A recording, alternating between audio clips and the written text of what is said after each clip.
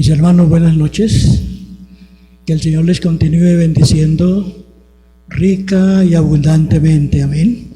Quiero invitarles esta noche para que me acompañen a la lectura de la palabra que hemos tomado para este pan de vida. Y está en la primera carta a los Corintios, capítulo 1, de los versos 10 al 13, que dice: Os ruego pues, hermanos, por el nombre de nuestro Señor Jesucristo, que habléis todos una misma cosa y que no haya entre vosotros divisiones, sino que estéis perfectamente unidos en una misma mente y en un mismo parecer. Porque he sido informado acerca de vosotros, hermanos míos, por los de Cloé, que hay entre vosotros contiendas.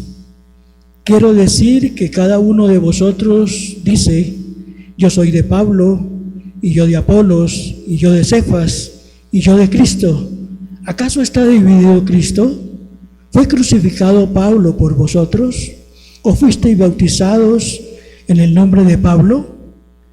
Doy gracias a Dios que a ninguno de vosotros he bautizado, sino a Crispo y a Gayo.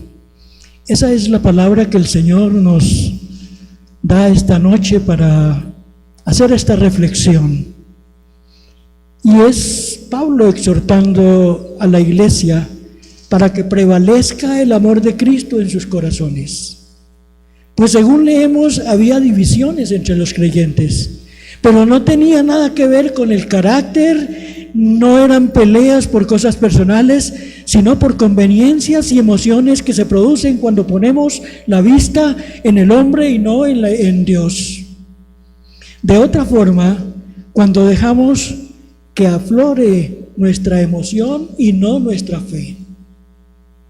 El verso 12 de esta porción es muy claro. Y de ahí tomamos dos nombres, el de Pablo y el de Apolos. En Hechos 18:24 dice: llegó entonces a Éfeso un judío llamado Apolos, natural de Alejandría, varón elocuente, poderoso en las Escrituras. Este había sido instruido en el camino del Señor y, siendo de espíritu fervoroso, hablaba y enseñaba diligentemente lo concerniente al Señor, aunque solamente conocía el bautismo de Juan. La Biblia nos habla de la procedencia de Apolos. Dice que era hombre elocuente en palabra, es decir, muy amplio en su discurrir y muy conocedor de las Escrituras. Venía de Alejandría, de donde estaba la biblioteca más grande de aquel tiempo, y también de donde se tomó el material necesario para la traducción de lo que hoy conocemos como la Septuaginta. Esta elocuencia de Apolos causó que entre los creyentes hubiese diferencias y por lo tanto divisiones.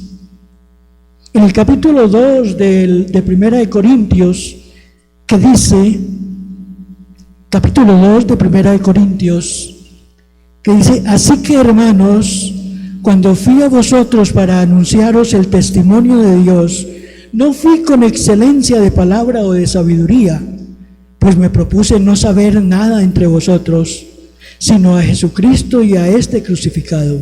Y estuve entre vosotros con debilidad y mucho temor y temblor. Y ni mi palabra, ni mi predicación fue con palabras persuasivas de humana sabiduría, sino con demostración del Espíritu y de poder, para que vuestra fe no esté fundada en la sabiduría de los hombres, sino en el poder de Dios. Pablo hace referencia al caso, pero con un sentido de amor hacia los creyentes, tratando de apagar cualquier vestigio de fuego que el enemigo haya querido iniciar en esa iglesia. Y termina su exhortación cuando leemos en el verso 6 del capítulo 3 de Primera de Corintios, que dice: yo planté, Apolos regó, pero el crecimiento lo ha dado Dios.